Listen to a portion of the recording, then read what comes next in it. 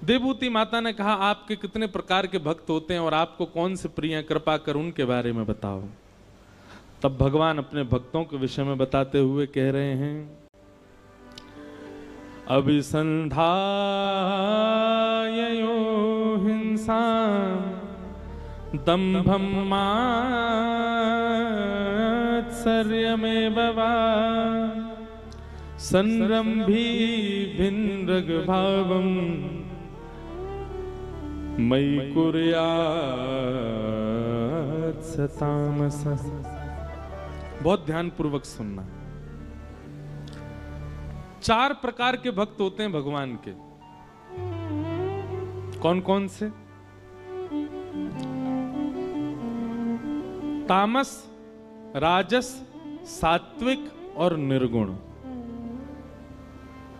इनमें से आप कौन से हो अपने आप सुन करके बताइए। सबसे पहले भक्त का नाम क्या है? तामस। तामस भक्त जो होता है ये ठाकुर जी की आराधना केवल किसी अन्य की बुराई के लिए ही करता है। हे हनुमान जी महाराज, आपने पड़ोसी पे बहुत ज्यादा कृपा कर रखी है और चलो भली उसका बुरा नहीं चाहता, लेकिन उदाहरण यही देगा। आपने उसको इतना दिया, हमारे ताऊ जी के बच्चों के साथ आप ऐसा कर रहे हो, चाचा के बच्चे इतने प्रसन्न रहते हैं, मामा के बच्चे ऐसे हो रहे हैं, हम पे आप दया ही नहीं कर रहे हो। यह भी एक तामस भक्त का लक्षण है, जो दूसरों का उदाहरण देके ठाकुर जी को चुनौती देता है कि आप उस पर तो इतनी कृपा कर रहे हैं पर मुझ पर नहीं कर रहे हैं। ये तामस भक्त है। एक बात सदैव याद रखना बंधुओं, भगवान को कभी भी आप इस प्रकार आरोपित मत किया करो। ठाकुर जी किसी दिन कहने पे आ गए ना तो फिर कुछ बोल नहीं पाओगे। भगवान कहेंगे पुलस्त ऋषि के खानदान में भेजा था रावण को, ब्राह्मण कुल में भेजा था रावण को, सबको एक बुद्धि, उसको 10 बुद्धि प्रदान की थी। सोने की नगरी में रहता था रावण, मंदोदरी जैसी पत्नी प्रदान की, लेकिन उसके बाद भी अपना सर्वनाश कर लिया। इसमें मैंने क्या गलत किया? मैंने तो सर्वगुण संपन्न भेजा था रावण को। व्यक्ति अपने कर्मों से ही भोगता है सब कुछ। आप ठाकुर जी को आरोपित मत किया करो कि आप उस पर ऐसा कर रहे हैं, इस पर ऐसा कर रहे हैं, मुझ पर आपकी कृपा क्यों नहीं है। हम नहीं जानते कौन किस जन्म का फल भोग रहा है, इसलिए ठाकुर जी को आरोपित मत कीजिए। अपने जीवन में भी जो आप देख रहे हो वो भी ना जाने किस जन्म का फल आप देख रहे हो, इसलिए जो कुछ भी ठाकुर जी कर रहे हैं सबको स्वीकार करो।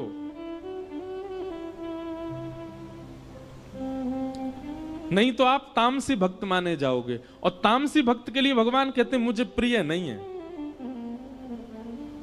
पहला भक्त तामसी भक्त। दूसरे भक्त का नाम है राजस भक्त। राजस भक्त का लक्षण क्या है? कि विषयान विसंधाय यश ऐश्वर्यमेव वा अर्चा दावर्च यद्यो मां पृथक भावस राजस।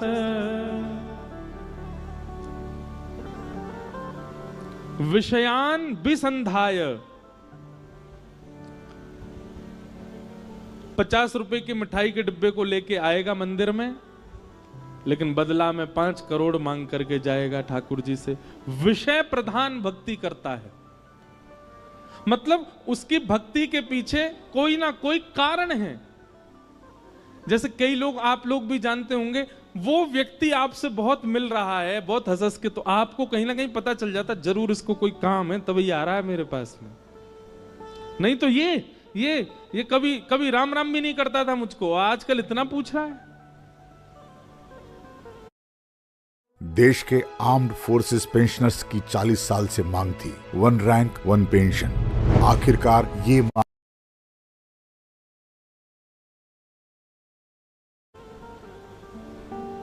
ठीक वैसे ही जब आप ठाकुर जी के पास जाना विषयों के लिए शुरू करते हैं, पहले तो ठाकुर जी प्रभावित होते हैं, अरे वाह देखो, आओ हो आज तो इंद्रेश आया है, ओह क्या लेके आया। ज्यादा हाथ पांव जोड़ता रहता हो, नीचे ही दुल्लर तिल्लर हुआ जाता हो, समझ जाना चोर है इसके अंदर। जरूर कुछ कोई और कारण है इसकी प्रणाम का। तो भगवान कहते हैं कि राजस भक्त का लक्षण कैसा, वो विषय के लिए ही आता है बस मेरे पास में, उसको वैसे कोई फर्क नहीं पड़ता। हनुमान जी के ऊपर मक्खी बिनबिनाई रही हैं, हनुमान जी के मंदिर में एसी नहीं चल रहा है, बेचारे पूरे दिन अब पसीना में बैठे रहे, कोई फर्क नहीं पड़ता। लेकिन अपनी कामनाओं के लिए आ जाता है, सारे हाथ जोड़ देता है, पैर पड़ देता है, बिल्कुल तपस्या करने लग जाता है। उन्होंने ये नियम बताया, ये भी करेंगे, ये नियम बताया, ये भी करेंगे, पर सारे नियमों के पीछे कारण क्या है? विषय। एक भारत में एक जगह है, वहां भीड़ नहीं है ज्यादा, लेकिन बहुत अद्भुत जगह है। उस स्थान का नाम है जागेश्वर। क्या नाम है? जागेश्वर। उत्तराखंड में कमाऊ एक क्षेत्र है, नैनीताल वाला।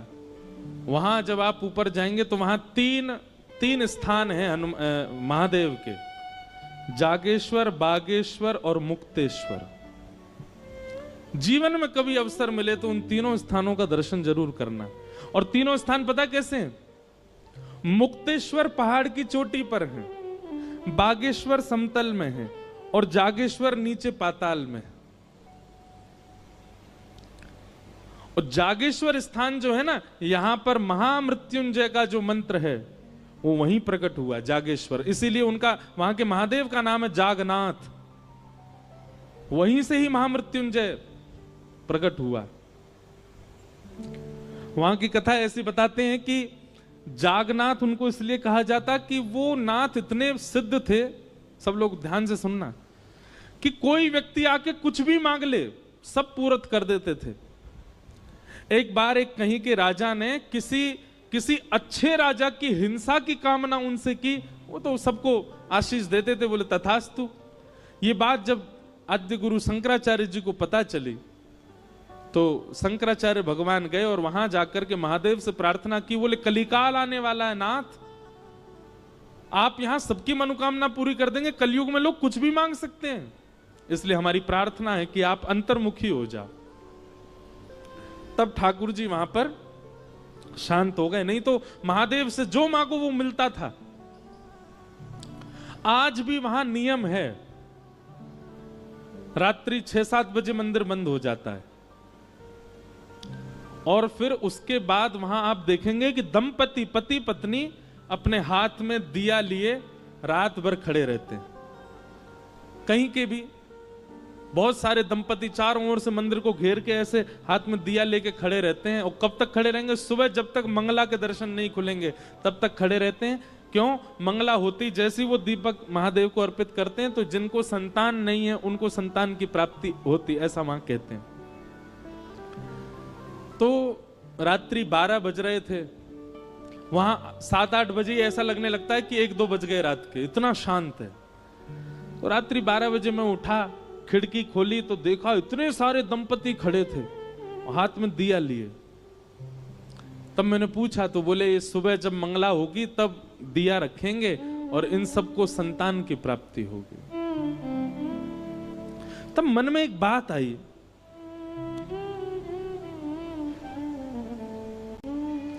व्यक्ति को पता है कि अगर मैं इन देव के सामने ऐसा कुछ करूंगा तो मैं जो चाहूंगा वो मुझे मिलेगा। वो व्यक्ति कभी ठाकुर जी को क्यों नहीं मांगता? वो व्यक्ति कभी अच्छे विचार क्यों नहीं मांगता? वो व्यक्ति कभी ऐसा क्यों नहीं मांगता कि नाथ मेरे अंदर ईर्ष्या बहुत है, मेरे अंदर क्रोध बहुत है, मेरे अंदर काम बहुत है, लोभ बहुत है, हे महादेव मैं रात भर खड़ा होकर तब करूंगा, आप कृपा करके मेरे चित्त को शुद्ध कीजिए। कभी ऐसी भावना क्यों नहीं उत्पन्न होती? हम सब जगह विषय क्यों मांगते हैं?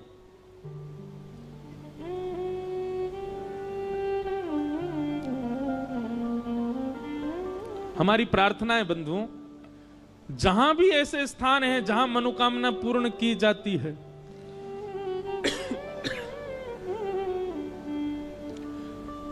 अगली बार आप जब वहां जाएं, एक बार हमारे कहे से कोई विषय मत मांगो। शुद्ध विचार मांगो, शुद्ध व्यक्तित्व मांगो, हम शुद्ध इंसान बने, ऐसी कोई कामना करो ठाकुर जी से।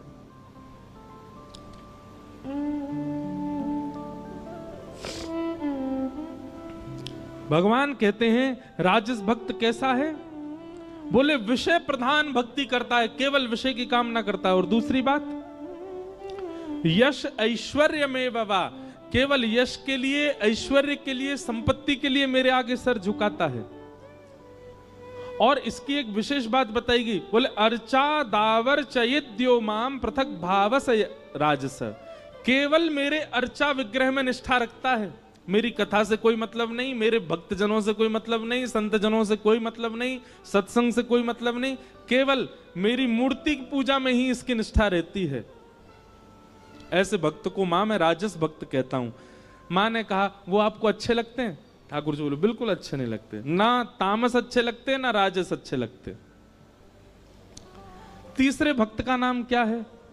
तब भगवान तीसरे भक्त का नाम कहते हैं सात्विक। और इस सात्विक भक्त के लक्षण क्या हैं?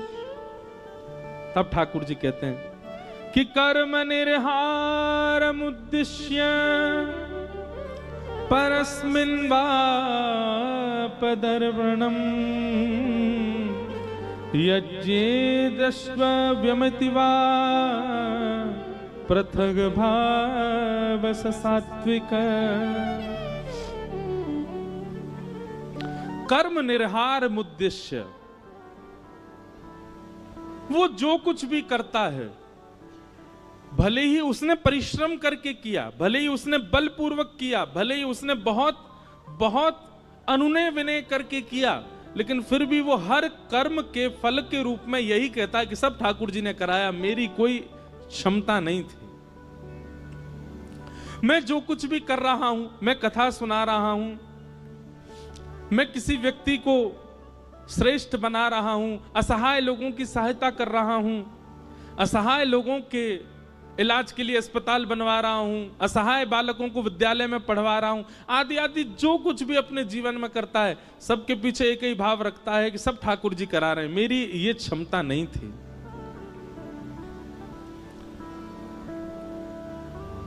ऐसे व्यक्ति को मैं सात्विक भक्त कहता हूं। वो जब भी मेरे सामने आता है ना मां, तो एक ही बात कहता है, बोले नाथ सब आपकी कृपा से हो रहा है, मेरा आपकी कृपा से सब काम हो रहा है, करते हो तुम कन्हैया, मेरा नाम हो रहा है। ये सात्विक भक्त का लक्षण है। मां ने पूछा आपको ये अच्छे लगते हैं? भगवान ने कहा अच्छे लगते हैं, पर बहुत प्रिय ये भी नहीं है। मां ने कहा तो फिर आपको प्रिय कौन है? तब भगवान कहते हैं चौथे, निर्गुण। और निर्गुण भक्त का लक्षण क्या है? आहा, तब भगवान कहते हैं कि लक्षणम भक्ति योगस्य निर्गुणस्य हुदाहतम् अहैतुक्य व्यवहिता या भक्ति पुरुषोत्तम। मां, ये चौथा भक्त जो होता है ना, ये निर्गुण भक्त है। बोले निर्गुण भक्त के लक्षण क्या है? बोले मुझसे कोई कामना नहीं रखता, ये केवल मुझे भजता है, मेरा भजन करता है, मेरी कथा सुनता है, मेरे मंदिर में आता है, पर इसकी कभी कोई इच्छा ही नहीं होती मुझसे, कुछ नहीं मांगता।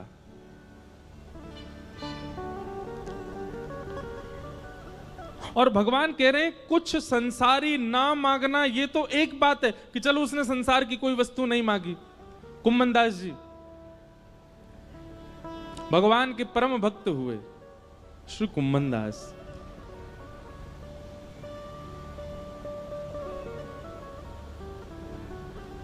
सावधानी से सुनिएगा। कुम्मन दास जी के चरित्र में ऐसी एक कथा आती है कि श्री कुम्मन दास जी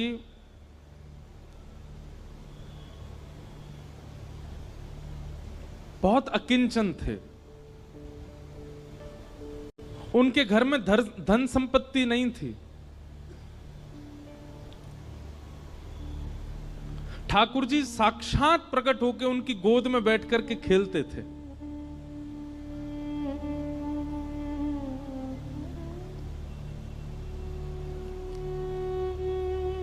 एक दिन ठाकुर जी उनकी गोद में बैठे थे और श्री कुंभन दास जी तिलक लगा रहे थे। तो कहते हैं कुंभन दास जी के घर में आरसी भी नहीं थी, शीशा भी नहीं था। कुंभन दास जी तिलक कैसे लगाते थे? दो उपाय थे कुंभन दास जी के। कठौते में जल भरते थे, उसमें अपना प्रतिबिंब देखते थे जल के अंदर, और प्रतिबिंब देख के फिर तिलक लगाते थे। या फिर ठाकुर जी किसी दिन खेलते खेलते उनकी गोद में आ जाते और गोद में बैठे बैठे ठाकुर जी बताते, हाँ कुंभना यहाँ ते सीधो ले चल लगो। अब यहाँ नीचे तो नेक घुमाए दे, अब यहाँ ते नेक ऊपर कर ले, बीच में यहाँ कोने कर, अब यहाँ कर। ठाकुर जी तिलक लगवाते थे कुंभन दास जी का।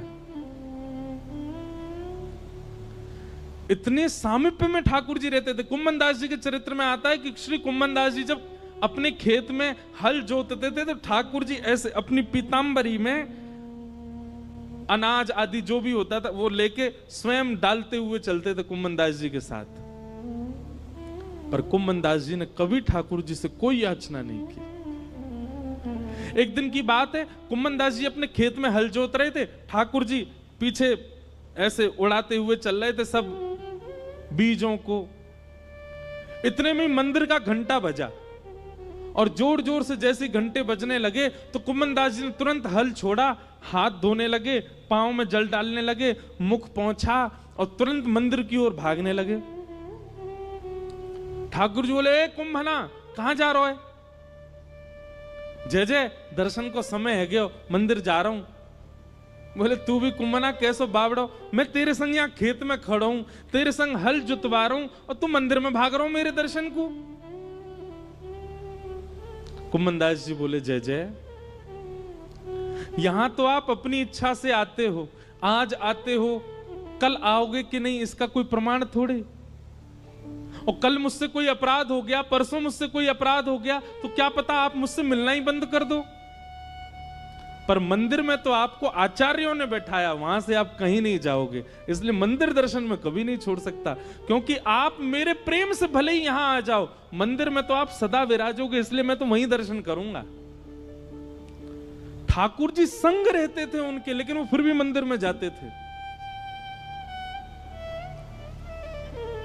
कभी ठाकुर जी से याचना नहीं करी कि मेरे परिवार को नेक समृद्ध बना दो, मेरे घर पे नेक व्यवस्था करवा दो, कभी नहीं। क्योंकि बंधुओं, कल एक व्यक्ति मिलने आए, वो मुझसे बोले कि हम ठाकुर जी से बोल के कुछ नहीं मांगते पर मन में तो चलता रहता है। आपने मना किया कथा में कि ठाकुर जी से कुछ मत मांगो, तो हम बोलते नहीं है पर मन में तो आता है। इसका मतलब कहां है? इसका मतलब यही है कि भक्ति में अभी कहीं चूक हो रही है। वास्तविकता बताएं बंधुओं, भक्ति तीव्र, भक्ति श्रेष्ठ तब जानिए कि ठाकुर जी सामने आए, ठाकुर जी को देखते भूल गए क्या मांगना था, विस्मृति हो गई। अपने गुरु के सामने सोच करके तो बहुत गए थे कि ये पूछेंगे, ये पूछेंगे, ये कहेंगे, पर गुरु के सामने जाते सब विस्मृति हो जाए, समझना आपकी भक्ति प्रबल है।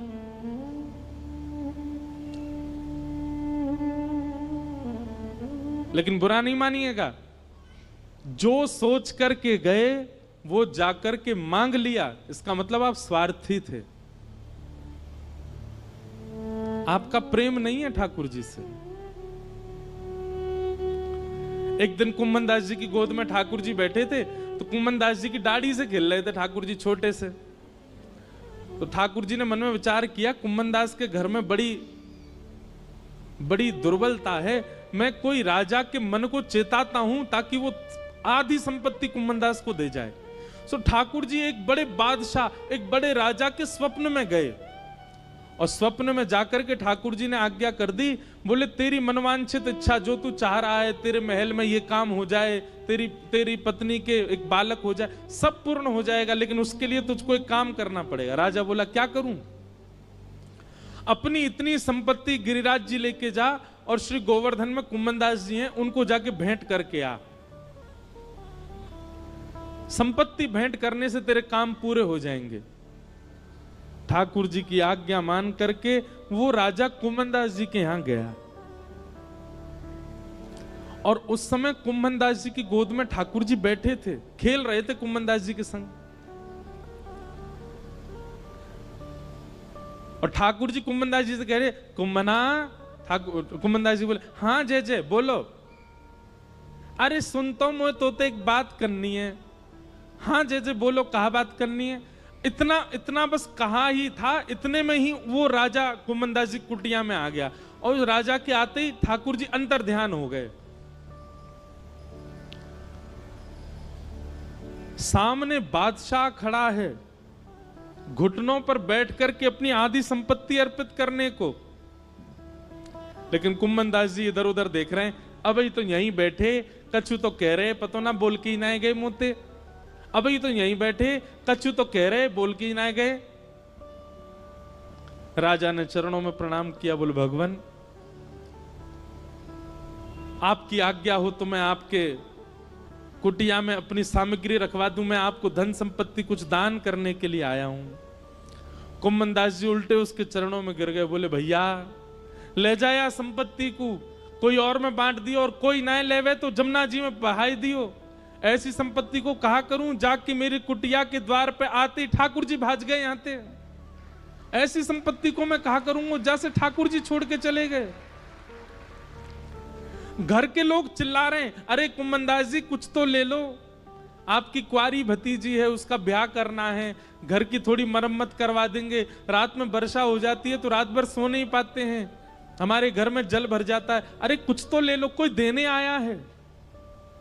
कुम्भनदास जी बोले, ऐसी संपत्ति ना लूंगा। जाके द्वार पे आते ही ठाकुर जी भाज गए।